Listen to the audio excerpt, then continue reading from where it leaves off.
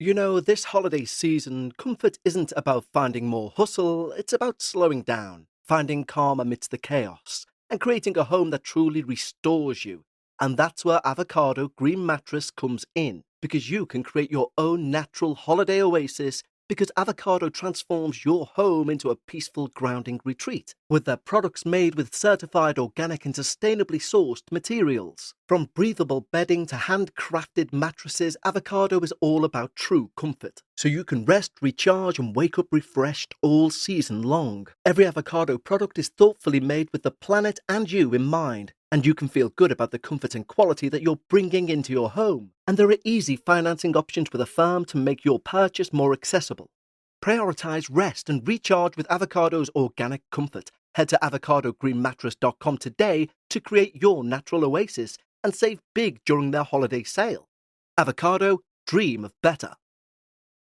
Let's have a quick break to talk about those wonderful people at Happy Mammoth. You'll have heard me talking previously about Hormone Harmony, the supplement that helps women maintain optimal hormone levels, with over 50,000 glowing reviews from women worldwide, and 98% saying they'd recommend it to friends and family. Well, now you can take those results even further by pairing it with their prebiotic collagen protein, which helps restore gut lining integrity, promoting overall hormonal balance. It helps to relieve occasional bloating or gas, reduce sugar cravings, and help you feel satisfied longer. It helps support healthy, sustainable weight management, boost energy, and help stabilize mood swings. Because your gut directly affects your hormones, improving your gut health can amplify your hormone harmony results, so you can feel like yourself again. A friend of mine was struggling with occasional digestive issues and brain fog, and since adding prebiotic collagen protein, she's noticed a real lift in her energy and overall well-being. Happy Mammoth is dedicated to making women's lives easier, and that means using only science-backed ingredients that have been proven to work for women. They make no compromise when it comes to quality, and it shows. And right now, you can try prebiotic collagen protein and hormone harmony risk-free and get 15% off your entire first order with code DARKParanormal at checkout. That's happymammoth.com and use code DARKParanormal for 15% off today. My mornings are chaos. I need coffee that works as hard as I do. That's why I drink Everyday Dose, coffee with benefits. It's rich, delicious coffee boosted with mushrooms, collagen, and nootropics. Everything I need for focus and balance, ready in 30 seconds. The Black Friday sale is on. Get 61% off your first coffee plus starter kit, a free A2 probiotic creamer, and over $100 in free gifts. Plus, enter for a chance to win $100 cash or get your entire order refunded. Visit everydaydose.com/podcast or use code podcast at checkout. So you decide to take a small celebratory trip for a weekend. A quaint little hotel. But on arriving, you find something that no one wants to take accountability for. Even more, they seem shocked that you've mentioned it. What if, be it from the corridor or window leading outside, there's a sense of someone or something waiting to get in? What if the darkness itself seems to be working in cycles against you, testing you and your sanity itself? Well, that's exactly what today's listener was faced with in episode 4, season 22 of the Dark Paranormal.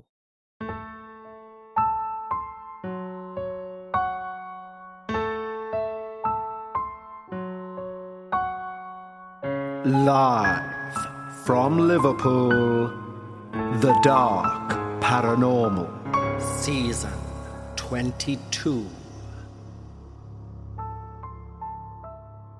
Hello everyone and welcome back to episode 4 of season 22 already. This season is truly flying. I can honestly say it's my favourite season already, and that's down to you guys. Thank you so much for your ongoing feedback, constructive criticism, and praise. And don't forget, if you have any suggestions for future episodes or how you want your show to be shaped, email me, contact@thedarkparanormal.com. Now, before we get into today's amazing episode, a quick shout out to our Patreon team, who are a wonderful community. And if I was a paranormal fan who was not a podcaster, I would be joining this community in a heartbeat, because having been a paranormal fan since I was maybe 5, and then the internet came along halfway through my life, I scoured these forums, etc., and always found them falling into chaos, basically. And I'm proud to say that our little group of people over on Patreon are the truest, most polite, accepting group of people in terms of fans of the paranormal I can honestly say I've ever encountered. Now, if you head over to our Patreon page, during this time of year, obviously, with Thanksgiving, Christmas, etc. coming up, adverts on podcasts everywhere are going to be rammed. There's a thing in podcasting called a fill rate, and basically we average around 60 to 70% throughout the year. At Christmas, everyone runs at 100%, meaning more adverts for you, meaning more breaks in play. Now, heading over to patreon.com/The Dark Paranormal, at our lowest tier, you can get ad-free access to each and everything that's released on the main feed. You could head up to our highest tier, where you get early ad-free access, a Patreon-only show every Sunday of the year called Dark Bites, where we take a look at shorter experiences, and from December, a brand new episode where we take a look more informally at the topics that have been raised that week. It truly is a fantastic place to be. And from January, for that tier, we will have their very own forum, one which is not like a forum you'll have seen before. So head over to patreon.com/The Dark Paranormal and join what is my biased but slightly unbiased opinion of sincerely what I believe to be the best paranormal online community anywhere. But right now, it's time. Lower those lights, make yourself comfortable, and of course, leave your disbelief at the door, as we hear all about the Texas darkness. Hey there, Kev. My name's Han, and I have no issue with you using my or my best friend's real names, if this makes it onto your show. I was introduced to your lovely podcast by my husband. He's a long-time listener, and I promptly binged as many episodes as humanly possible. Luckily, for binging purposes anyway, I spend an inordinate amount of time in my car, driving around the state for work. And I've relished the opportunities to keep the drives interesting by listening to these submitted stories and pondering the potential causes behind them. My husband's motive for introducing me to your show was not simply to provide me with more of the creepy, but because he already wants me to submit a paranormal experience of my own. To begin, some context and a little scene setting is in order. But first, like many of your listeners who've submitted stories have said before, this is 100% true. A 100% traumatizing account of the things that happened to Bridget and I earlier this year. As you'll soon see, we both went to great lengths to try and rationalize these happenings with logic and reason, trying our very best not to resort to the paranormal by any means necessary. Unfortunately, even now, neither of us can find an explanation that is not paranormal. As I write this, it's the 1st of October 2025, and this feels like a very fitting way to leap into the month. This experience happened a few months ago, March of this year, and has been lingering in both of our minds almost daily ever since. My best friend, Bridget, and I took a weekend trip to Fredericksburg, Texas, back in March to attend her cousin's wedding. It was a lovely little ceremony in a quaint, quintessentially southern town. And as we work in the same industry, one that gets hideously busy during the spring and summer, we extended our trip by a few days to make a little weekend getaway. Bridge, as Bridget shall henceforth be referred to, had booked us into a room at a local hotel, fascinatingly built in a converted airplane hangar that boasted a stylish adult environment featuring airplane memorabilia, USO history, and the romance of the 1940s. And according to the website, a World War II museum as well. Being nerdy ourselves, we were both beyond stoked to see the hotel and museum.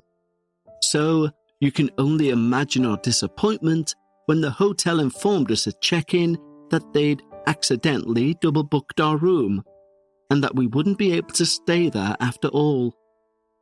Luckily for us, well, unluckily really, as you'll see, the hotel graciously offered to put us up at their sister property on the town's main street, and for a substantial discount, which we were more than happy to accept.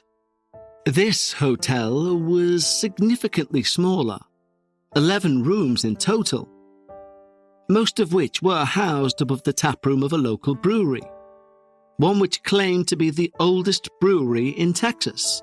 Sweet. We love beer, and we love cheap hotels. Things seemed to have taken a turn for the better. On our way across town to the new hotel, we stopped at a couple of wineries and had ourselves a nice buzz going by the time we walked into the brewery to check in. The concierge was a young man, very sweet, but oddly quiet, almost as if he was scared of us.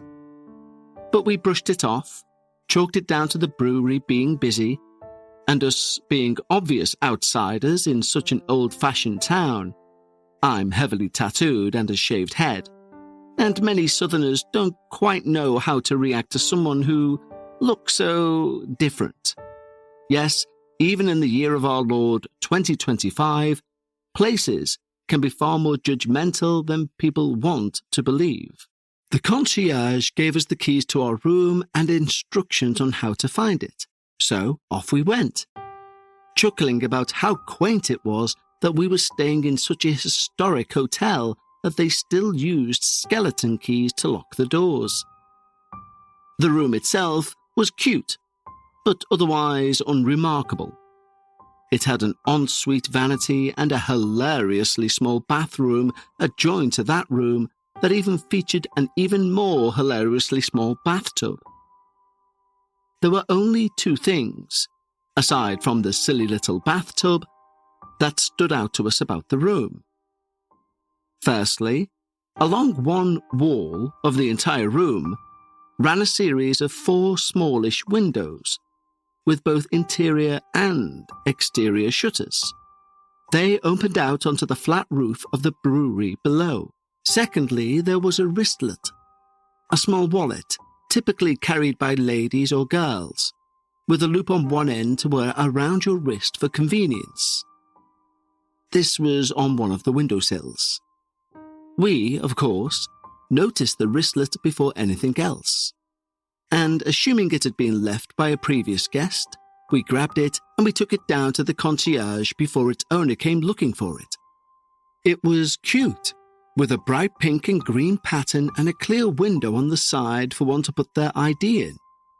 But the ID slot was empty. Wanting to figure out who forgot their wallet, with all their cash and cards inside, by the way, and had somehow lost their ID, we opened the wallet to see if there were any other identifying factors inside. No dice. Whatever, we were on vacation and we were going to enjoy it regardless.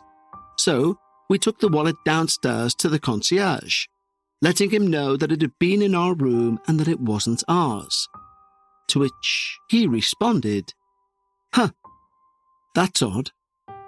I don't think anyone else has stayed in that room this week." I offered, maybe it was one of the housekeepers. The kid laughed and shook his head.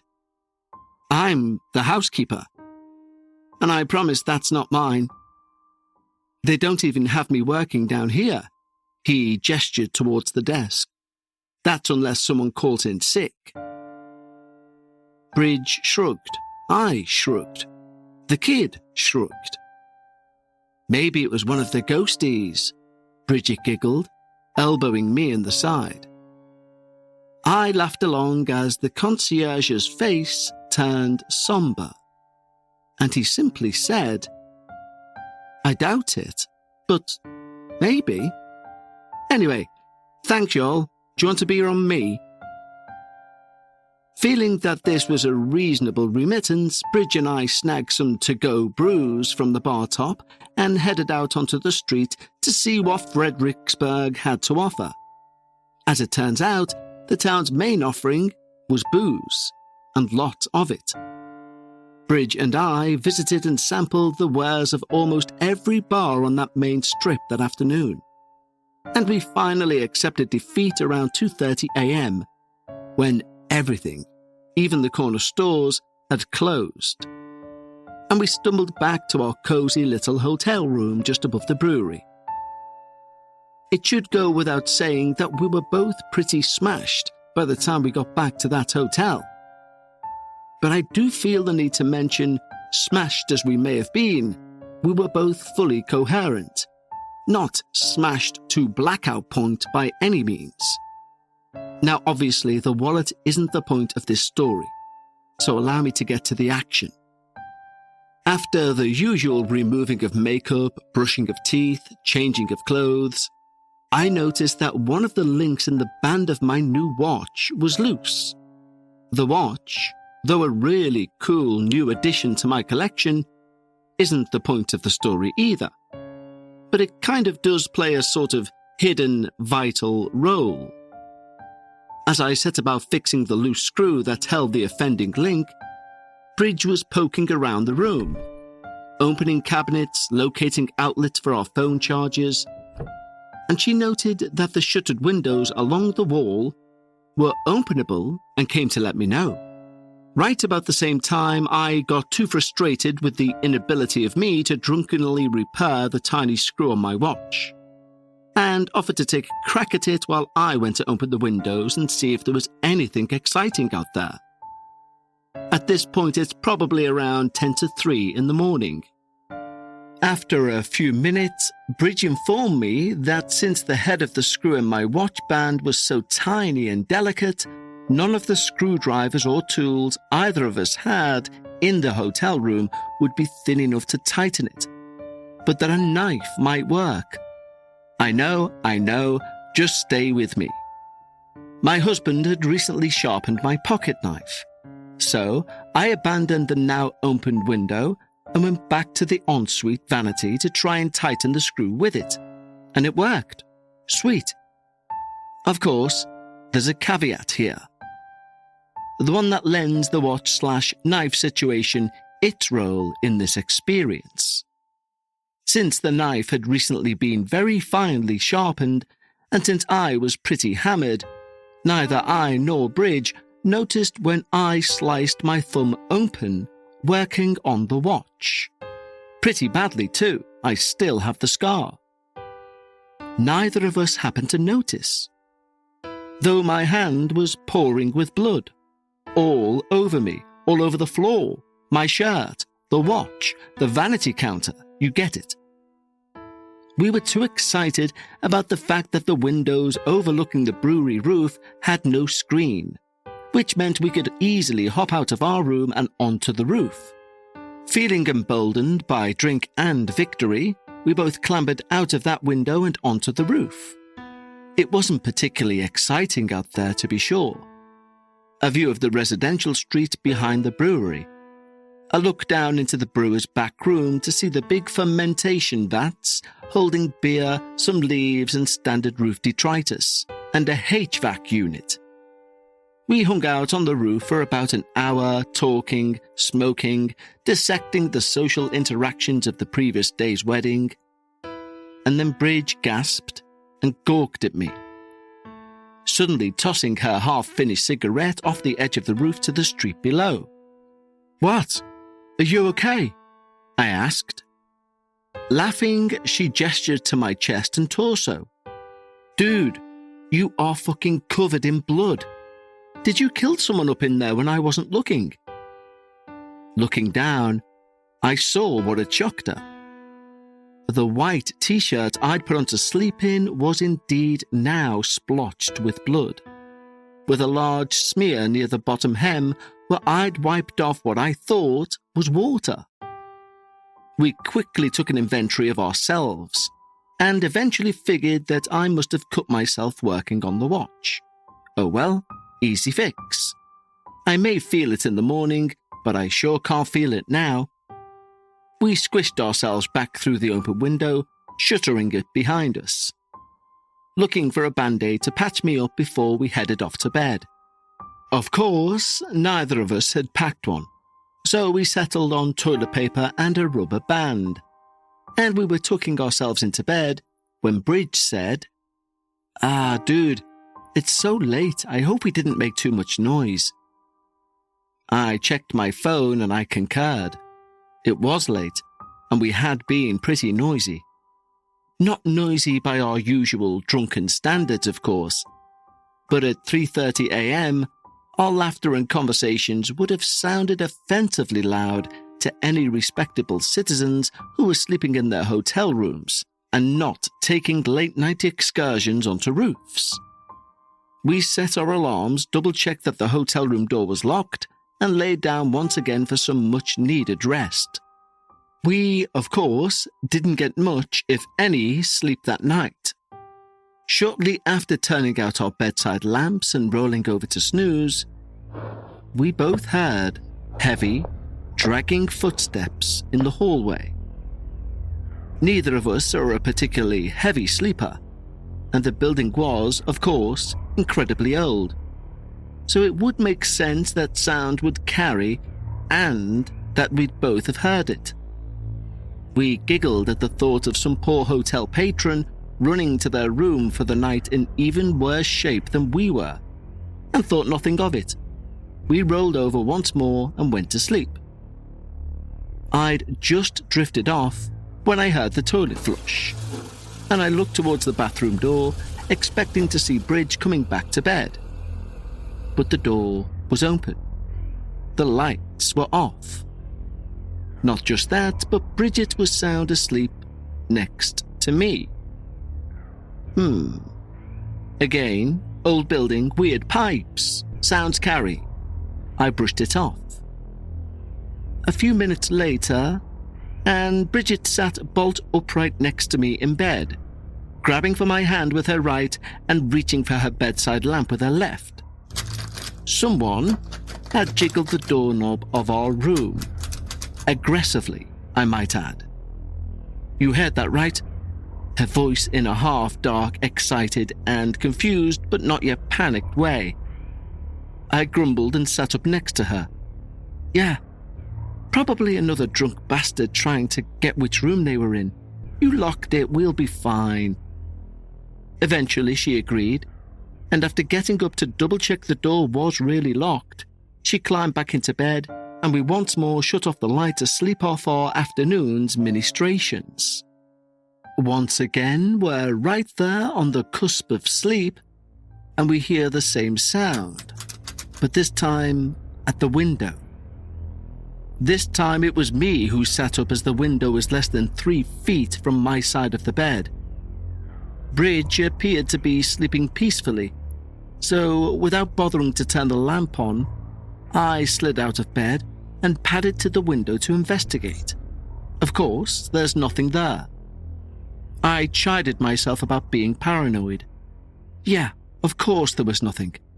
The window opened onto the roof to a 2-story building. There was no fire escape nor ladder that would have been allowed for anyone to access from the street. The only way onto that roof, aside from using the brewery's access door to the HVAC unit, was to climb out of our room's windows, which was likely an activity strongly discouraged by the hotel staff. I shook my head, shuffled back to bed, and found Bridget wide awake, her face illuminated by her phone screen, revealing open eyes and a slightly panicked expression. Today's episode of The Dark Paranormal is brought to you by Progressive Insurance. Fiscally responsible, financial geniuses, monetary magicians. These are things people say about drivers who switch their car insurance to Progressive and save hundreds. Because Progressive offers discounts for paying in full, owning a home, and more. Plus, you can count on their great customer service to help you when you need it. So your dollar goes a long way. Visit Progressive.com to see if you could save on car insurance. Progressive Casualty Insurance Companies and affiliates' potential savings will vary, not available in all states or situations. Personally, I can find it really hard to focus, and as a non-drinker, I can also find it tricky to try and wind down. And how you go about finding your personal vibe is your individual choice. Did you know there's a 100% American farm-grown online cannabis company that ships federally legal THC direct to your door? And they found a way to combine THC with carefully selected functional ingredients so they can target nearly every mood and health concern you can think of. I'm talking about Mood.com's incredible line of functional gummies. And our listeners get 20% off their first order at Mood.com with the promo code Dark Paranormal. Forget one-size-fits-all supplements that just get you high. Mood gummies are optimized so it can take as little as 15 minutes to take you to the mood you desire, like the Mind Magic gummies for creativity and focus, or PMS support to ease cramps and balance mood swings. And there's a plethora of other gummies for you to find your perfect mood. These days we all know gummies just to get high can be bought from just about anywhere, but Mood have changed the game by combining premium federally legal THC with targeted botanicals to help you get in the perfect mood in as little as 15 minutes with no dispensary lines or no awkward conversations, just better days and nights delivered discreetly to your door. Best of all, not only is every Mood product backed by a 100-day satisfaction guarantee, as mentioned, our listeners can get 20% off their first order by entering the promo code Dark Paranormal. So go to Mood.com and find the functional gummy that matches exactly what you're looking for and let Mood find your perfect mood. And don't forget to enter the promo code Dark Paranormal for 20% off. The countdown is on, holiday shopping season is officially here, and Uncommon Goods takes the stress out of gifting with thousands of unique, high-quality finds you won't see anywhere else. Don't wait, because the most meaningful gifts get scooped up fast, and now's the perfect time to cross those names off your list. Uncommon Goods looks for products that are high-quality, unique, and often handmade or made in the US. Many are crafted by independent artists, small businesses, making every gift feel meaningful and truly one of a kind. I've just seen this amazing handmade wooden gramophone speaker for your smartphone, and I'm really tempted just to click buy for me. But Uncommon Goods has something for everyone. Mums and dads, kids and teens, book lovers, history buffs, avid gardeners. You'll find thousands of new gift ideas that you won't find anywhere else. And when you shop at Uncommon Goods, you're supporting artists and small independent businesses. Of course, many of their handcrafted products are made in small batches, so shop now before they sell out this holiday season. And remember, with every purchase you make at Uncommon Goods, they give back $1 to a non-profit partner of your choice. And they've donated over $3.1 million to date. So don't wait, cross those names off your list before the rush. To get 15% off your next gift, go to uncommongoods.com/darkparanormal. That's uncommongoods.com/darkparanormal for 15% off. Uncommon Goods, we're all out of the ordinary. Was that you? Now slightly shaken, I shook my head silently and shrugged. Windows are latched, but they don't actually lock, so I trailed off, looking to her for a solution. She shrugged back, shook her head silently, and slid out of bed to shove a chair underneath the doorknob of the room's only door, on the opposite wall from the window. I chuckled. "What you doing, bud?" She didn't share my amusement, let's just say that. "I don't know, but if it is a drunk bunch of idiots, it's better to be safe than sorry, right?" I nodded. Can't argue with that logic. So we sat in bed together, obviously now both very much awake, discussing all the potential causes of the sounds for a few moments, before we were interrupted again by the sound of the toilet flushing. Again, we both looked through the open bathroom door into the dark, empty bathroom to see nothing. "Dude, I heard that earlier, and I thought it was you, but..." Bridge cut me off. "No, I heard it too. Weird." I agreed it was weird, as was the window rattly noise, and we both laid back down for the third time, our previous buzz long since dissolved, mindlessly scrolling through our phones. It wasn't long before we heard the same slow, trudging footsteps coming down the hall.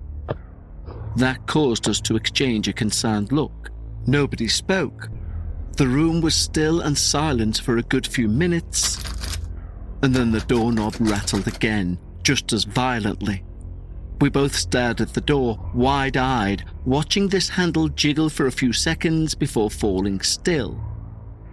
In the silence, we both very clearly heard those footsteps recede down the hall. Immediately, Bridget leapt out of bed to turn on her lamp. I snatched my knife off my nightstand and charged towards the door, ready to confront whoever was trying to open the door. Bridge shoved the chair aside as I flung the door open, and I leapt into the hallway, peering over my shoulder as I came toe-to-toe with an empty, well-lit hallway. Nothing. I walked into the hall a few paces. My best friend stood at the door behind me. I called out in a voice that I hoped sounded intimidating, but was most assuredly not. "Whatever you're after, I promise it can wait until morning. We need some bloody sleep." This, of course, would have probably been far more effective had I not been clad in a giant stained t-shirt and polka dot panties. But we work with what we have, right? After taking a few seconds to ensure there was no one hiding in that hallway and creeping down the hall to confirm there was no one in the stairway giggling at the incredible prank they just pulled, I sprinted back to the room, slamming the door behind me. The other guests be damned. Bridget was standing at the end of the bed, phone in hand. "Do you think this hotel's haunted or something?" she asked. We both let out a short, sharp, harsh laugh at the proposition. "Isn't everything haunted here? This place is old as shit," I quipped, with a confidence that neither of us warranted. The toilet flushed again, and we anxiously giggled our gratefulness to the toilet ghost for lightening the mood, before crawling back to bed for the umpteenth time, before crawling back to bed once more. Bridge made no move to turn off the lamp, and nor did I. And we pulled the blanket up over our laps as we sat in bed, looking at each other with uncertainty. After a while, the HVAC unit outside kicked off, which was closely followed by a rattling at the window. I chugged some water. Bridge got up to use the bathroom. We lamented the fate that had befallen my thumb, and after 10 minutes or so, we decided we should at least try to get some sleep. It was now around 4:15. The hangover was imminent. The time in the morning or impending hangover notwithstanding, the cycle started over again. The slow, dragged footsteps, followed a few minutes later by the toilet flushing. A few more moments later, the windows rattling. Phone in hand, I sat up once more, shining the screen's dim light in the direction of the window, as Bridge turned on the lamp on her nightstand. Again, nothing outside the window. More annoyed than concerned now, I flung the window wide open and shoved my head and shoulders out, scanning the roof. As I say, the HVAC unit was on with a brief rumble. At the time, it startled both of us, and I leant a bit further out to take a good look at it, as Bridget remarked from behind me that maybe since the building was so old and the unit had likely not been serviced in a while, maybe the sound of the rattling windows could simply be chalked up to the vibrations from the air conditioner. I agreed, and we further rationalized this explanation together. Old buildings, old windows, old HVAC unit, it all made sense. There were a few seconds of silence between us that I couldn't resist breaking. But then, what about the footsteps, the doorknob? We both saw that move, right? Bridge considered this briefly. Well, maybe it's like an overnight guy from the brewery. Or maybe the girl who left her wallet, hoping it'd still be here. She paused. Or something. She gave me a dubious look, which I returned, shrugging. Maybe. I don't know, man, I'm not a fan. She shook her head. At this point, I think it might honestly be easier if we just stay awake. I'm sure there's some kind of brunch joint we can sit in first thing of a morning. Get a little hair of the dog, she laughed. We debated this briefly as we were rapidly approaching 5 a.m., far too late to get any worthwhile sleep. Ultimately, though, we decided some sleep was better than no sleep. We did have a long drive the next evening, so we shut out the lights and laid down once more. It was futile. The series of noises continued in that same way until sunrise. Footsteps, doorknob, toilet flush, window rattle.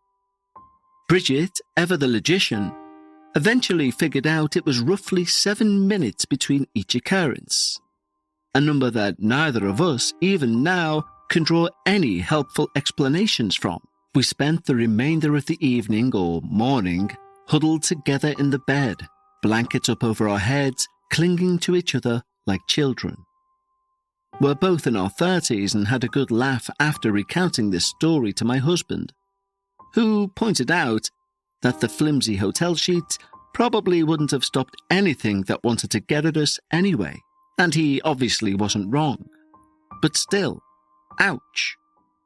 Around 6:45 a.m., as the sky was beginning to lighten, whatever had been toying with us through the night evidently lost interest. At that point, we slept, if you could call it that, because it was about 9:30 before we'd raised, groggily dragging ourselves to pack our suitcases, tidy the hotel room, and face the day. As we left the room, however, we both let out a little squawk of surprise and tripped over each other, as we nearly collided with a pair of older gentlemen in the hallway. The next few seconds were a flurry of apologies and nervous laughter as we explained to these guys, more than a little sheepishly, that we'd been kept awake for most of the previous night. Imagine our surprise when they expressed the same sentiment. Wait, really? What time did y'all come back here last night? Bridget asked them, both of us hoping we'd finally found an explanation. These were the guys for the reasons behind the cacophony of noises. The gentlemen exchanged a glance. We didn't. One of them offered, looking at Bridge and I like we'd each grown a separate head. This old fart, he nodded to his counterpart, needed the handicapped accessible room, and it's on the bottom floor next to the brewery. Oh dear. The four of us looked at each other, now suspicious. Bridget and I once more recounted the walking, the doorknob, the whole bit, and the aforementioned old fart jumped in. You know, we had a bunch of weird shit happen in our room last night too, but you know, we chalked it up to faulty wiring, an old building, whatnot. He shrugged and, seeing the shock that must have been all over our faces, continued. The hairdryer in our bathroom kept turning itself on and off during the night, and his buddy jumped back in, and obviously, he said, removing a faded baseball cap to reveal the shiny bald head. Neither of us need to blow dry our hair in the mornings. Weird, right? Bridge and I slowly nodded as he continued. And the toilet kept flushing too, all by itself. How creepy is that? He laughed half-heartedly. We both agreed it was weird, exchanged a few parting remarks about the hotel being creepy, and left the pair in the upstairs hallway, pausing only for a moment at the bottom of the stairs to deposit our room keys in the hotel's lockbox. After taking a moment to marvel at that coincidence, and acknowledge how earnest the men had seemed when recounting their own story, Bridge and I set to throw our suitcases in the back of her car and seek out some hair of the dog to get us through the remainder of the day. Doing some shopping and having an egregiously priced wine flight, we decided that we may as well go back to the brewery to see if the concierge from the previous day was working. It seemed to us like he would be the most logical person to get some closure about last night's events. He, of course, was not. Disappointed, we flopped into the 2 bar stools in the brewery tap room, opting to indulge in one final beverage before escaping the offending building and its inhabitants. The bartender, a handsome man about our age, raised a cocked eyebrow. "I know you're, not supposed to say this, ladies, especially not to ladies you don't know, but you guys look rough. Long night?" he chuckled nervously, looking us up and down. We looked at each other, then back at him, before breaking into delirious laughter. Talking excitedly over each other, we once more recounted our night detail by detail, quickly and quietly when we realized he was neither laughing nor smiling. The guy handed us our beers, offering a half-hearted smile. "These are on me, y'all." Confused, we accepted the pints and looked back at the bartender. "I mean, thanks, we'll take them, but..." I trailed off, cocking my head at him. His expression didn't change. "You good, bud?" The bartender shrugged. "I haven't been here for a very long time, but she has." He nodded in the direction of another bar lady, an older lady, with a grey long ponytail. Her back was to us, but he called her over. Wiping her hands down on her pants, she then shoved them in her pockets and regarded us with a quizzical expression. Clearly irritated at having been pulled away from her task, she asked, "What's up? You said they want to talk to me." Her male counterpart nodded, leant close to her ear to mutter something in a low voice, and walked towards the back of the brewery, apparently done with their conversation. Slower, calmer this time, and now more than a little suspicious, both Bridget and I explained the previous night to this lady. She listened intently, unsurprised by the story, and nodded to herself before breaking out into a huge grin, then laughed heartily and left us with this. "Well, yeah, that place is haunted as shit. Look it up. But maybe wait until you're out of the city limits." She winked. Bridget and I chugged as much of the free beer as we could handle and, now unnerved, made our way back to the car to head home. Neither of us had anything to say or even any idea of where to start a conversation. After the first 20 minutes or so, the ride was silent. Aside from the raging headaches and my now scabbed tender thumb, we made it home without incident, and nothing's happened since. But a few Google searches has revealed that the hotel is, of course, a popular stop on local ghost tours. But little more than that, and we're at a complete loss. If you've made it this far, Kev, thank you. Thank you for providing a platform for people to share their experiences, and for always representing them so gracefully and respectfully. We've only shared this story with a few close friends, most of whom were kind enough to indulge us and listen. But it's been clear that very, very few people in our circles believe anything to it, chalking it up to an old building, us scaring ourselves, and of course, the heavy drinking. I, and Bridget, of course, would love to hear any listeners' theories or insights, or even to hear if anyone else has had a similar experience at that same hotel. We've done a bit of research since the incident and have uncovered more than a few ghost stories about Fredericksburg itself and the surrounding area, but nothing about the hotel specifically. Certainly nothing to explain the malevolent force that kept us awake all night. Not even anything to explain the wallet from the beginning of the story. We've since surmised that maybe me spilling my blood all over the hotel room pissed something or someone off. And maybe the trespassing on the roof exacerbated it.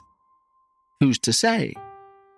All Bridget and I know for sure is that something or someone was very unhappy with our presence in that hotel. At the very least, next time, we'll try to come prepared and maybe pack a tiny screwdriver. Well, Han, thank you so much for giving us our 4th episode of this season of the Dark Paranormal. And I often use the phrase validator to imply when I believe something is real. But validators come in many shapes and forms. They don't always have to be something so out there you think, well, why was that included? Validation can just be validation. 2 people witnessing the same thing, or in your situation, you and Bridget, and those 2 gentlemen you encountered on the stairs who also encountered phenomena that night. Now, I can't recall the name of it, but I'm pretty sure we have a Dark Realms episode about the area of Fredericksburg. And it may well be this hotel you are talking about. I'm going to really have to look that one up as soon as I stop recording.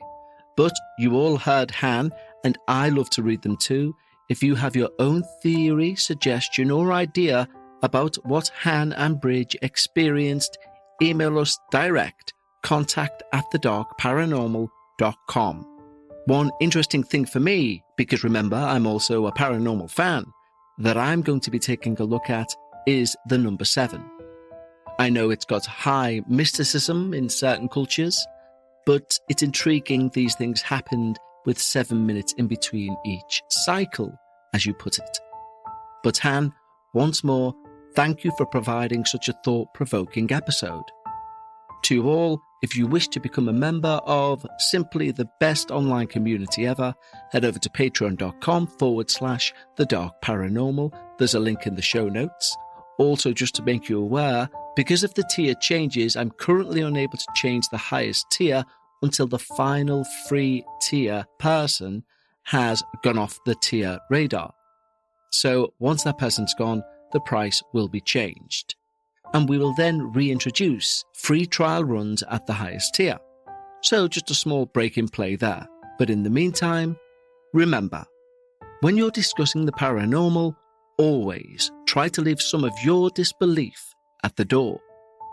And I'll see you next time, unbelievably, for episode 5 of the Dark Paranormal Season 22.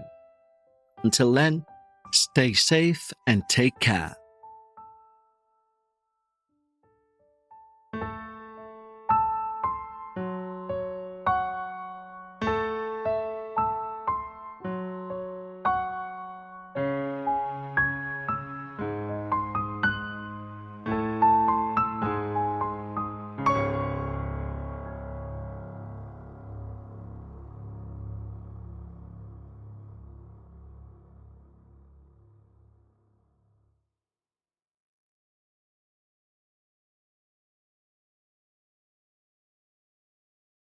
If you're a podcast host, listen up, this one's for you. My name is Allie Jackson. I'm the host of Finding Mr. Height, a dating and relationship podcast that I've been doing for 4 years now, sharing my positive and practical approach to dating that's built on my own life experience. And I wanted to share another experience that I've had, my secret behind monetizing my show. It's called Red Circle, and I was just telling my colleague about how much I love their platform. With Red Circle, not only am I getting a seamless hosting experience, but I also love the support I receive in ad sales. It's not just typical ad sales either. It's targeted opportunities based on my show and my life. And the platform is super simple. You just set your preferences and Red Circle matches you with sponsors that align with your show. You can vet every opportunity and their platform gives you great analytics. More recently too, my Red Circle team has brought me opportunities outside of my podcast on social media to really augment the podcast partnerships, bring them full circle. I just can't recommend them enough. If you want to give it a try, go to redcircle.com to get your free trial. That's redcircle.com for a free trial.